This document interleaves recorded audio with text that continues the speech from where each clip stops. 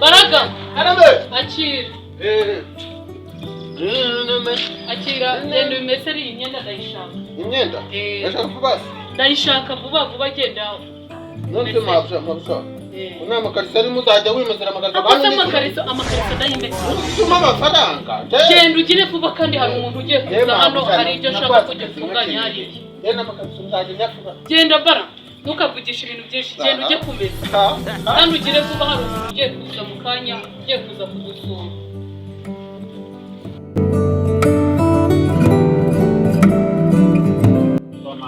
Ndambare. Abaye cyane kuyo wajyanga bagira bari time itaka. Akara wala. Umugore fita mabuno yi. Ande imyenda. Kandi mwambare. Dumiwe. Icyo baturusha. Atanga nagara amabuno gaturuka mu kwambara imyenda zidodesha. Ngambara. Amabuno ndebe ko nanje tora. Ariko baba yaje. Umva. Ana bone. Ngambare. Bana n'umutenyi fura. Kanya gatira bayumva. Bayumye. Uma data.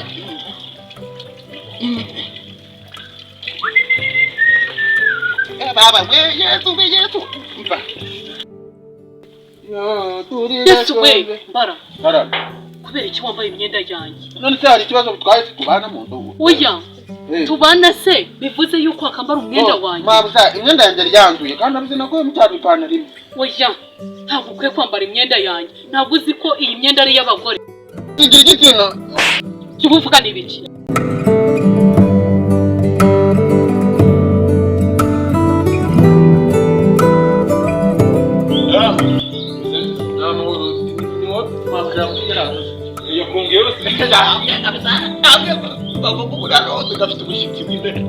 Ni wowe?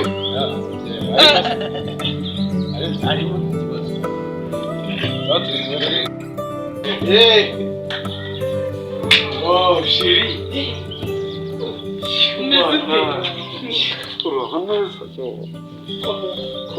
Meze neza. Amahoro.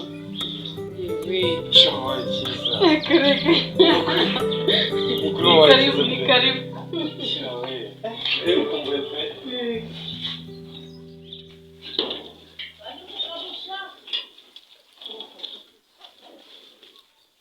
Ese bro, ko muri hano man? Ndabona karaganya. Karama mabya. Akira genda hariya muri bodi. Bikira kadego. Mugongo. Akajya ariko kari muri wane. Kariyo karakava. Kwikirana wapani. Muri muri.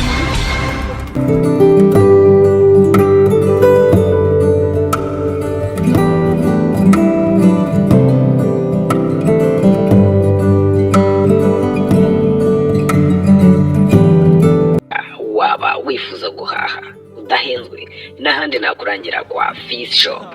Fish Shop ni iduka riherereye mu karere ka Kayonza hepfo gato y'akarere ka Kayonza. Ribafitiye amavuta yo kwisiga, ribafitiye kawunga nziza nimero ya mbere, ribafitiye ji zigiye zitandukanye, ribafitiye amavuta meza yo guteka. Wifuza kubahamagara wabahamagara kuri 078633131 Fish Shop niryo duka ry'icyitegererezo mu Rwanda hose. Fish Shop genda wazigiye.